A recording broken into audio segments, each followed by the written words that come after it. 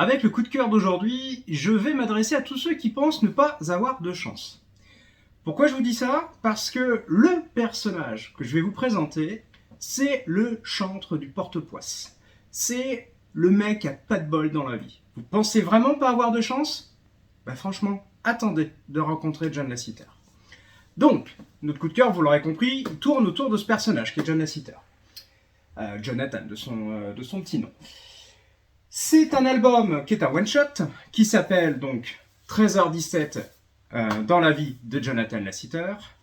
Mais c'est aussi un album d'un auteur qu'on connaît bien, puisque l'année dernière, nous avions déjà fait un coup de cœur de cet auteur-là, à savoir Stalner, si vous vous souvenez bien, il y avait Bertille.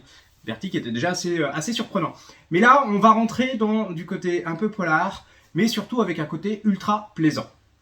Je m'explique. Donc, je vous disais, c'est un poissard par excellence. Pourquoi? Pas parce que tout simplement, John, il est courtier en assurance, on va l'appeler comme ça. Hein. C'est le mec pendu au téléphone qui essaye de vous placer des assurances.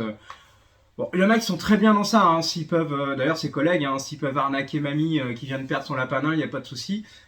Lui, malheureusement, il a une éthique et une morale. Donc, ça va pas très bien ensemble. Hein, surtout que le cabinet en question...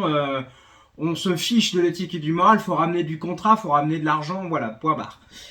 Donc bon, ça va pas très bien dans sa vie. Mais là, c'est sa journée où tout va partir en sucette. Je vous le disais, porte-poisse, mais vraiment la loose totale. Je m'explique. Il perd son job, il est viré par grosso modo, grâce à un collègue qu'il a bien enfoncé. Il se fait jeter du bureau après avoir essayé de défoncer la tête de ce collègue en question. Dans la foulée, au même moment, sa femme l'appelle, elle le plaque, puis propre et net, hein, pas d'alternative. Donc il se fait jeter, il se retrouve dans la rue, dans les poubelles. Donc déjà là, bien, orage monstrueux, et vas-y la douche en plus. Et pour finir le tableau, il se retrouve dans un petit troquet en s'apercevant que sur le passage, il s'est quand même fait tirer tout son fric. Et ben voilà, ça c'est la journée de Jonathan Lasseter. Alors là, quand je vous dresse le portrait, là c'est bon, vous dites le mec, je sais pas si on lui donne une corde pour maintenant ou une pierre pour plus tard, hein. C'est un peu la question. Sauf que voilà, dans ce petit troquet, il va rencontrer un autre homme, Edward. Edward, distingué, cultivé, a priori relativement bien doté, qui va se prendre d'amitié pour ce personnage vraiment paumé qui était parti pour enfiler les verres de whisky histoire de se démonter un peu la tête pour oublier ses ennuis. Et il va commencer à s'attacher à lui et à lui raconter un peu sa vie. Parce que Edward, a priori, c'est pas sous ses dehors cultivés, tout ça, c'est pas quelqu'un de très très bien. Hein. Il a un passé un peu houleux, un peu, surveillé, que ce soit par la police ou la mafia. Sauf que là, vous commencez à vous dire, oh là là là là, dans quoi il est encore en train de se mettre, Jonathan? Parce que c'est exactement ça. Quitte à être dans les ennuis, autant y aller jusqu'au cou. Mais alors lui, il est capable de plonger dedans et de nager dedans. Hein. Et là, on est un petit peu dans le tableau. Et le voilà qui se retrouve embringué aux côtés d'Edward.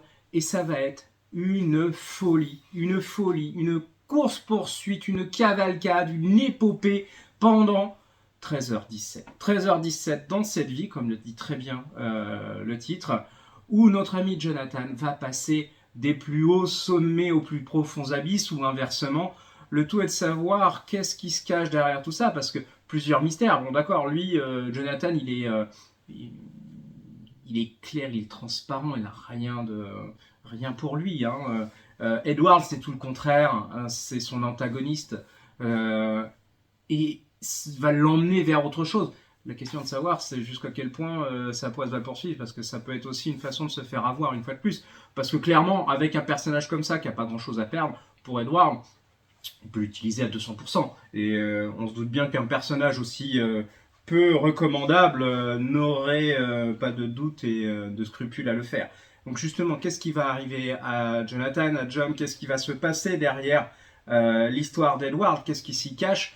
Puis au final, est-ce qu'il va se faire avoir? Est-ce qu'il est vraiment manipulé? Ou est-ce qu'au contraire, ça peut être l'opportunité de découvrir un vrai sens à la vie pour lui, même si ce sens va être bref, peut être bref, tout est là est la question, comme on dit. C'est tout ce qu'on va découvrir dans 13h17 dans la vie de Jonathan Lasseter. Donc franchement, un très bon, un policier, en même temps c'est un road movie, on retrouve le côté vieux film américain, années 60-70, on retrouve un peu cette ambiance-là, c'est franchement très agréable, on s'y berce à 200%, on se laisse attraper par le rythme, et en plus, oserais-je dire, la fin est un petit peu originale, mais ça je vous laisserai le découvrir. Mais franchement, l'occasion de se faire plaisir et surtout de s'évader, puisque c'est un petit peu ça qu'il y a derrière. Donc franchement, un très bon moment de lecture, un bon moment d'aventure à partager, à faire découvrir.